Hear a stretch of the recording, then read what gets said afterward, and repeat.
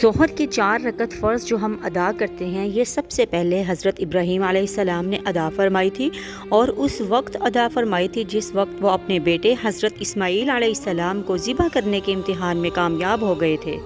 ایک رکعت تو اس امتحان میں کامیابی پر شکرانے کے طور پر ادا فرمائی کہ یا اللہ آپ کا شکر ہے، آپ کی مدد سے میں اس مشکل امتحان میں کامیاب ہو گیا۔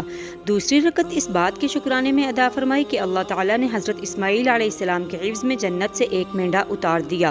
تیسری رکعت اس شکرانے میں ادا فرمائی کہ اللہ نے اس موقع پر براہ راست حضرت ابراہیم علیہ السلام سے خطاب فرمایا، بسم اللہ الرحمن الرحیم ونادیناہ ان یا ابراہیم قد صدقت الرؤیا انا کذالک نجزی المحسنین۔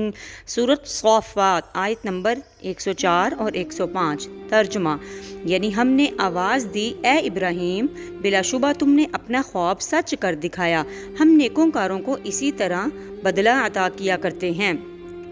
اس خطاب کے شکرانے میں تیسری رکعت ادا فرمائی۔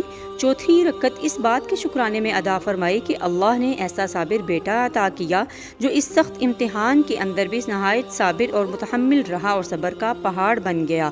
اگر وہ متزلزل ہو جاتا تو میرے لیے اللہ کا حکم پورا کرنا دشوار ہو جاتا۔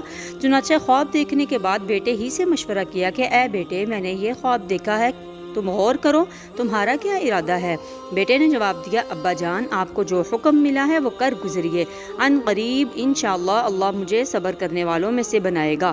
ایسا صابر اور متحمل بیٹا ملنے پر حضرت ابراہیم علیہ السلام نے شکرانے کے لیے 4 رکعت ادا کی، اور اس طرح یہ 4 رکعتیں حضرت ابراہیم علیہ السلام نے ظہر کے وقت بطور شکرانے ادا فرمائی تھیں، جو اللہ تعالیٰ کو اتنی پسند آئیں کہ اللہ تعالیٰ نے آپ صلی اللہ علیہ وسلم کی امت پر فرض فرما دیں۔